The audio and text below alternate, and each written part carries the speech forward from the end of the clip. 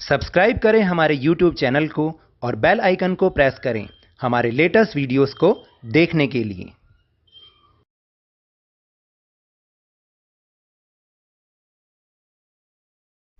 Hello and welcome to Lavneesh Sir की class. This is Directorate of Education GNCT of Delhi's worksheet number 11, and it is only for class 10 students. It has taken from the subject Social Science, Geography, Contemporary India Part 2, and we will learn and understand the topic cash crop and climatic condition in this worksheet. So students, आपको तो याद है कि last 2 worksheet से हमने ये chapter agriculture शुरू किया हुआ है, जिसमें हमने लास्ट वर्कशीट्स में हमने ये भी सीखा था कि types of farming and types of crops. But आज की इस वर्कशीट में हम कैश क्रॉप्स के बारे में कुछ इंफॉर्मेशन को अंडरस्टैंड करेंगे कि what are the cash crops and their climatic condition. So without wasting our time, let's start and understand with me. So firstly we'll know about cash crop or what is the meaning of cash crop. A cash crop or profit crop, इसको cash crop भी कहते हैं, profit crop भी कहते हैं। A cash crop or profit crop is an agricultural crop which is grown to sell for profit। यानी नकद फसलें या कैश क्रॉप या प्रॉफिट क्रॉप एक एग्रीकल्चर क्रॉप है जिसको कि हम हमेशा प्रॉफिट अर्न करने के लिए ही उगाते हैं, ग्रो करते हैं। अब आपको समझ में आ गया कि कैश क्रॉप किसे कहते हैं। Now will understand about their climate condition. So here is the table of cash crops and their climatic conditions. तो first cash crops is tea. देखिए, टी जो है वो कैश क्रॉप है जो कि प्रॉफिट अर्न करने के लिए ही ग्रो की जाती है। इसकी क्लाइमेटिक कंडीशन क्या है? T bushes require warm and moist frost free climate all through the year. यानी जो इसकी पत्तियां हैं, इसकी झाड़ियां हैं टी की, उसको क्या चाहिए? गर्म और मॉइस्ट वाला जो क्लाइमेट है वो चाहिए और फ्रॉस्ट फ्री चाहिए, ठीक है। और पूरे साल वो ऐसा ही रहना चाहिए। And frequent showers evenly distributed over the year. यानी पूरे साल जो है बारिश होती रहनी चाहिए, इवनली डिस्ट्रीब्यूट रहनी चाहिए, नहीं कि कभी बहुत ज़्यादा हो रही है कभी हल्की हो रही है। लगभग एक जैसी बारिश और थ्रू आउट द ईयर चाहिए। Then second is cotton, warm and moist frost free climate all through the year. जैसे चाय को चाहिए वैसे ही कॉटन को भी चाहिए। And cotton grows well in the dryer parts of the black cotton soil of Deccan plateau. यानी डेक्कन प्लेट्यू का जो ब्लैक कॉटन सॉइल वाला पार्ट है, ड्राई पार्ट है जहाँ पे ब्लैक सॉइल मिलती है, वहाँ पर ये कॉटन ग्रो करता है, वहीं पर ही उगाया जाता है। It requires high temperature, light rainfall और इरिगेशन। इसको क्या चाहिए? हाई टेम्परेचर चाहिए और बहुत ही हल्की वर्षा चाहिए या सिंचाई चाहिए। एंड 210 फ्रॉस्ट फ्री डेज, यानी बिल्कुल जो है वो नमी से बिल्कुल फ्री वाले दिन 210 दिन चाहिए। And bright sunshine for its growth, और इसको बढ़ने के लिए बहुत ही अच्छी धूप चाहिए और इसलिए ये महाराष्ट्र और गुजरात में बहुत ज़्यादा ग्रो किया जाता है। And the other one is sugarcane, यानी कि गन्ना।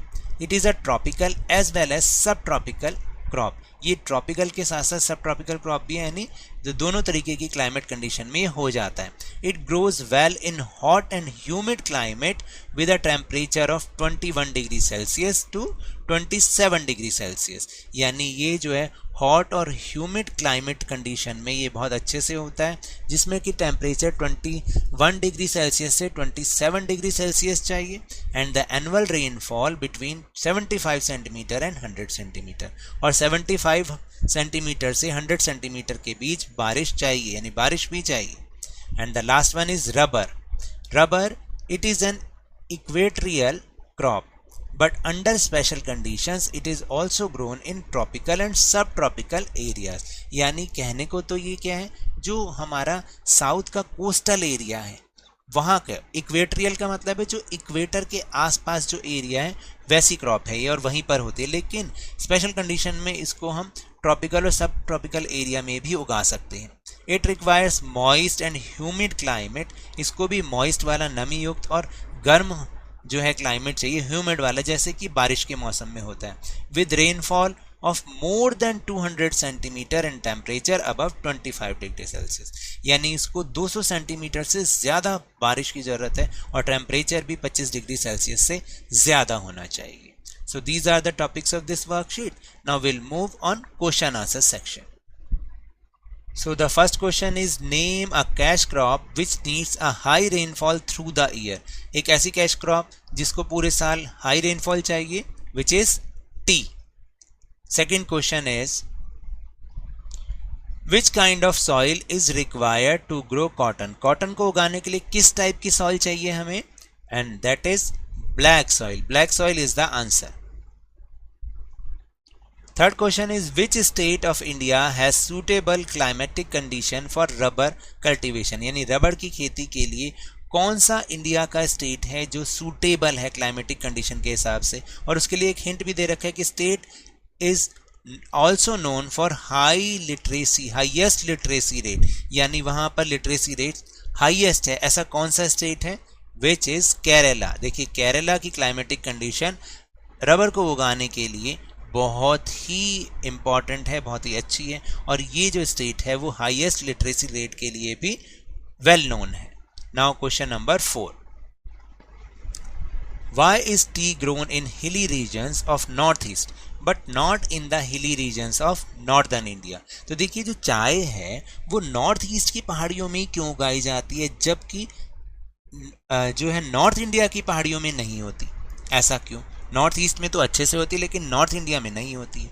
तो इसके क्या रीजंस है, देखिए due to low altitude, rich loamy soil conditions, high rainfall whole year and a unique climate, tea grown in hilly regions of northeast but not in the hilly regions of northern India. तो देखिए कम altitude के कारण यहाँ ऊंचाई बहुत ज़्यादा नहीं है, रिच लोमी सॉइल कंडीशन यानी जो दोमट मिट्टी बोलते हैं वो मिलती है, यहाँ पर मिलती है, हाई रेनफॉल है थ्रू आउट द ईयर है, और एक यूनिक क्लाइमेट है जो इसलिए कि टी जो है वो नॉर्थ ईस्ट के ही हिली रीजन में ग्रो की जाती है, ना कि नॉर्दर्न इंडिया के हिली रीजन्स में. So now that's all for this worksheet. अगर मेरे इस तरह समझाने से अब आपको समझ में आने लगा है ना, तो इस चैनल को लाइक कीजिए, शेयर कीजिए और सब्सक्राइब भी कीजिए, और जल्दी से 50K यानी 50,000 तक पहुंचा दीजिए. लेकिन remember, but whenever you will go outside please wear your mask, क्योंकि कोरोना अभी भी फैल रहा है, और अपनी टर्न आने पर इसकी वैक्सीनेशन अवश्य कराएं, क्योंकि कोरोना को हराना है और जिंदगी को एक बार फिर से सुहाना बनाना है, और उसके बाद अरे भाई स्कूल भी तो जाना है. इसी उम्मीद के साथ थैंक यू वेरी मच.